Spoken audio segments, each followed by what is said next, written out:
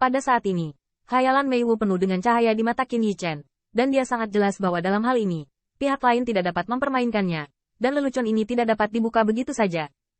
Karena itu, Mei Wu tiba-tiba merasa telah bertemu dengan orang yang mulia. Saya dulu merasa bahwa saya telah bergaul dengan Qin Yichen, tetapi hanya dua kekuatan pertempuran. Sekarang sepertinya itu lebih dari kekuatan pertempuran. Bahkan Wu Mei, yang selalu menentang penjualan gadis untuk kemuliaan, saat ini telah mengemukakan gagasan bahwa Wu Yan dan Tuan Muda Qin perlu bergaul. Tepat pada saat itu, Qin Yichen berkata, tidak ada saudara delusi yang harus tahu bahwa Qin ini benar-benar ingin menjadikan Anda dan teman 10.000 huagu, dan kemudian mereka akan memberitahu Anda dengan jujur, dan tolong juga pahami bahwa tidak ada saudara delusi. Mata Mei Wu Li berkibar dan dia sangat tegak. Dia menepuk dadanya dan berkata, saudara Qin yakinlah bahwa urusan hari ini tidak akan pernah diedarkan. Bahkan jika tidak memungkinkan, saudara Qin bisa pergi. Saya tidak akan pernah membuat kesalahan pada 10.000 huagu.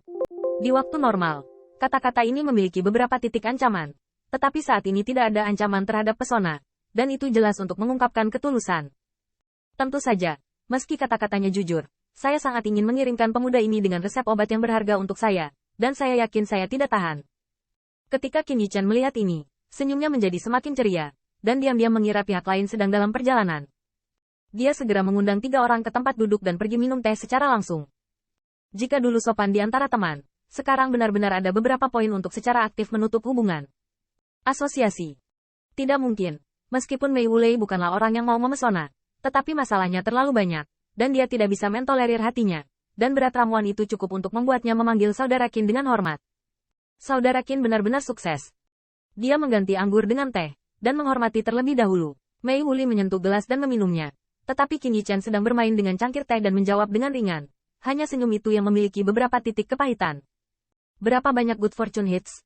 Mengapa dia tidak berpikir bahwa jika Mei Wu benar-benar memahaminya, saya khawatir dia tidak akan mengatakannya, tetapi agak bergelombang. Tapi saya tahu apa yang terjadi di hati saya, dan Qin Yichen dengan cepat berbicara tentang topik, berapa banyak ramuan yang Anda inginkan. Mei Wu sangat gembira, dan dia berkata terus terang, ya. Peninggalan Dewa Aliansi 10.000 monster akan segera dibuka, dan saya telah berdiskusi dengan beberapa orang lainnya. Itu akan menyebabkan kekacauan karena terlalu banyak orang, jadi saya hanya merencanakan 9 lapisan di atas yang dieksplorasi, sekitar selusin orang. Dengan kata lain, Mei Wuchai dengan hati-hati berkata, 10.000 monster Lions Guts Festi tidak biasa dan berbahaya, jadi, jika Anda memiliki 3, tolong anggap itu sebagai 3. Menurut saudara Qin, menonton wajah Qin Yichen dengan hati-hati, dia melihat yang terakhir menggosok dagunya dengan tenang. Itu 50 belatung. Mei Wu melotot, tepat sekali. Memang nomor ini. Tentu saja, Mei Wu pada awalnya khawatir jika meminta terlalu banyak akan menyebabkan Qin Yichen tidak senang. Dan saat ini, yang terakhir juga merasa malu. 50 buah, ini cukup banyak. Meskipun Qin ini masih memiliki cadangan, dia harus bertahan selama beberapa hari terakhir. Sempurnakan lagi. Mei Wu mendengar ini segera menyatakan, beraninya kamu mengganggu saudara Qin. Jika saudara Qin merasa terlalu berlebihan, jual lebih sedikit dan mintalah. Saya tidak tahu bahwa Qin Yichen melambaikan tangannya, dan berkata dengan ekspresi murah hati, bagaimana ini bisa terjadi? Tidak ada saudara hayalan yang membantu Qin ini mempelajari entu. Tetapi ramuan itu tidak baik untuk dibuat, meskipun saya masih ada bahan obatnya, tapi beberapa rasa masih kurang. Mei Wu Rui tidak bisa mendengar apa artinya, selimuti aku. Bahan obat apa yang saya butuhkan, saudara Qin? Qin Yichen ragu-ragu sebelum akhirnya setuju dengan enggan, lalu mengeluarkan kertas dan menuliskan banyak bahan obat. Jika Anda memiliki ramuan obat terbaik di Guigu, jika Anda tidak memilikinya, Lin Sangge pasti akan menjualnya. Mei Wu Li mengambil daftar itu dengan ekspresi senang, melihatnya, tidak mengerti, dan tidak membacanya. Bukan pil master, tentu saja tidak bisa menyimpulkan apapun dari bahan obat. Terlebih lagi, ramuan obat yang diusulkan oleh Qin Yichen tidak diperlukan untuk obat mujarab untuk diperdagangkan dengan 10.000 huagu, tetapi untuk obat mujarab yang diperoleh Lin Sangye. Bahan obatnya bekerja dengan sempurna dan berjalan sangat lancar. Qin Yichen sedikit mengagumi dirinya sendiri. Bahan obat bahkan tidak perlu melakukannya sendiri. Mereka bahkan tidak terlihat menawan. Takutnya mereka bilang mau kasih uang. Ziyun juga menyeringai di sampingnya. Tidak mengharapkan seseorang untuk bergegas ke bos untuk menjalankan tugas. Benar saja. Bos itu pintar. Adapun 50 pil yang dibutuhkan Mei Wu, Qin Yichen bisa mengeluarkannya sekarang. Bahkan, dia tidak tega untuk bermain trik lagi, karena ramuan untuknya, seperti yang dikatakan Ziyun, sudah tidak digunakan lagi hari ini, tetapi dia tidak ingin membuangnya. Qin Yichen menghasilkan banyak uang kali ini. Berapa banyak manfaat yang dikesampingkan. Dia tidak dapat menggunakan ramuan, seperti 10.000 wagu. Kekuatan dengan latar belakang yang mendalam. Tetapi terburu-buru untuk membeli. Bisnis macam apa ini? Tidaklah berlebihan untuk mengatakan bahwa seseorang sedang terburu-buru mengirim uang. Ketika Mei Wu mengambil alih daftar itu, Qin Yichen tersenyum. Karena ini masalahnya. Akan ada seorang pria yang terlalu banyak bekerja.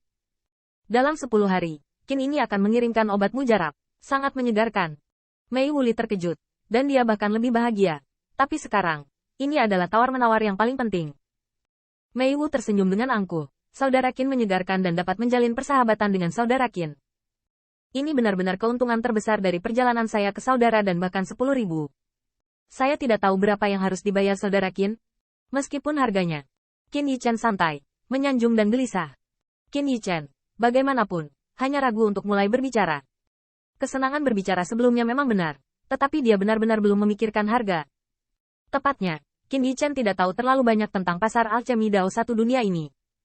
Agar obat mujarab dijual ke 10.000 wagu, Qin Yichen tidak peduli dengan harganya.